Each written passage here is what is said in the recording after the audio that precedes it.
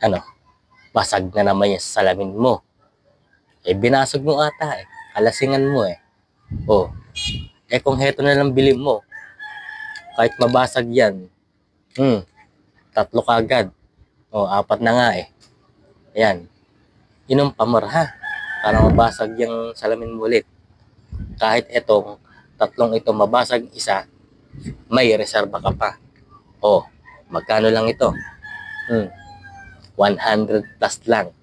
Guys ha, 100 plus lang. Ha? Ang malupit na ito.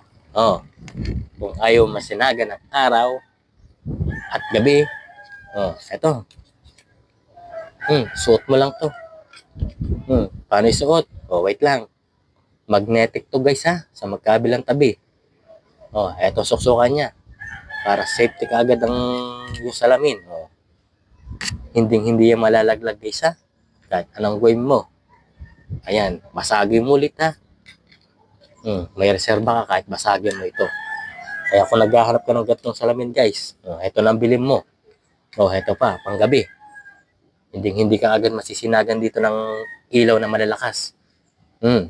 Kasi pag sinagang ka, peke yung Polaris na nabili mo. Kaya kung ganun ang Polaris na mabibili mo, ibalik mo. Tignan mo na yung yung review ha, bago ka bumili ng salamin para sigurado ka. Itong salamin na to, panggabi to. Pag may dumaan na malakas na high beam, yan, magiging normal lang. At tingin mo sa ilaw na yan. So alam mo na, bilhin mo na. Baka maubusan ka pa. Sayang, tatlo kagad ito. Bilhin mo na.